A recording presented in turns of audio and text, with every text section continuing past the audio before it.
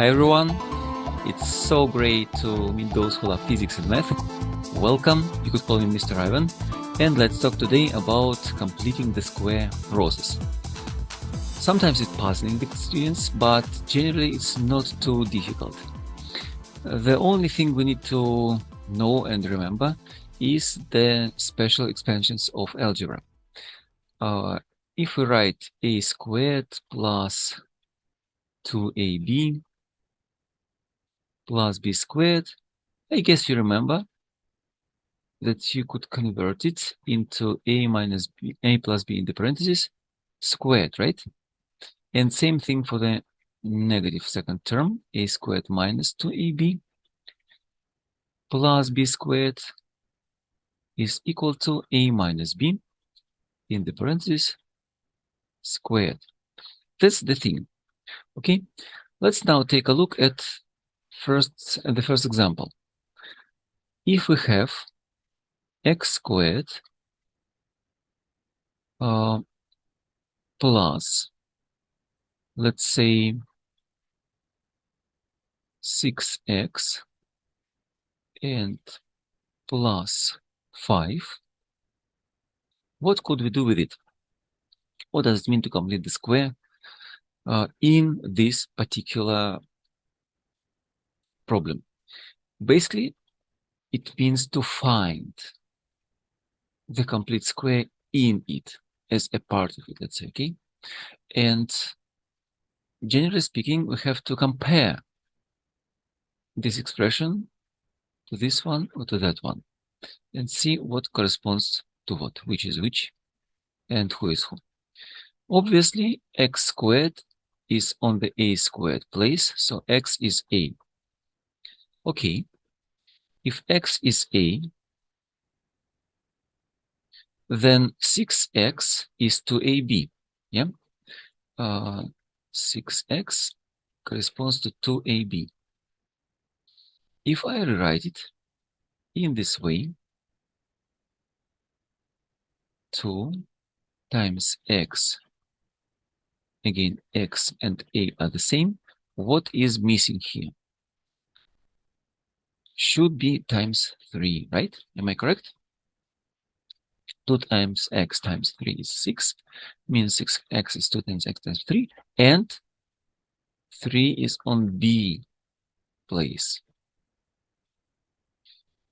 Means that b term is 3. Well, that means that it would be x squared plus 2 times x times 3 plus b squared means 3 squared means 9. But since we did not have 9 in the original expression, we now subtract 9. And only after that we write plus 5. Why do I do this way? First of all, because here is 0, plus 9 minus 9, yep. Here is 0, and this part is the complete square expression. Well, in this case, now I'll rewrite everything as x plus 3 squared, okay, minus 4, minus 9 plus 5. This part is minus 4. This is the complete square expression which we figured out in the original one, okay? So inside x squared plus 6x plus 5, we have x plus 3 squared. That's how we complete the square in particular part of the expression. Hopefully, that's quite understandable. Let me make it into a frame.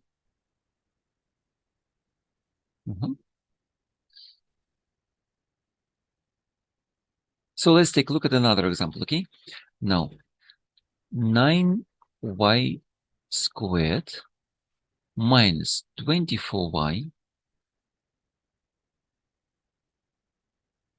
plus, let's say, 6 is equal to what? how to turn this expression into something with the complete square. Okay? Basically, same thing. Again, we look at first term as at a squared, but now since we have not only y squared but 9y squared, we should think of what was squared. Okay? Obviously, to get 9, we square 3. Means in this case, we had 3y being squared. Yeah, that's the first term. Well, what follows next? Minus, again, let's put 2 times what? 2 times AB. Again here, yeah, 2 times AB. And already we know that A is 3y. A is 3y. 2 times 3y, I should write. 2 times 3 is 6. We have 24. 6 times 4 is 24. So I should write 4 here. And then plus what? Last term, 4 goes for B. Yeah? It should be squared. Means plus 16. We did not have 16 in the original expression, means we also subtract 16 from here. So this part is basically 0, but this part is the complete square. And since we added 16, subtracted 16, then we just rewrite plus 6 equals to 0, not 0, equals to what? 3y, first term, minus 4, okay, second term, being squared, then minus 16 plus 6, minus 10. That's it. One more expression, which we got. That's basically the whole thing. First of all, we figure out the first term, which is with a square, yeah? Then we figure out what's going on with the second term, which does not have square, and we compare it to the middle term of these expressions, to AB. And then we carefully rewrite everything already with the final form, with the complete square. Let's finalize at this point. If something still left unexplained, please feel free to ask questions. If you have another suggestions, I mean, you want me to talk about something else, some other topics, please give any ideas. I will be happy to follow. And I wish you all the best with all your studies at school, at the university, in the college. See you and bye-bye.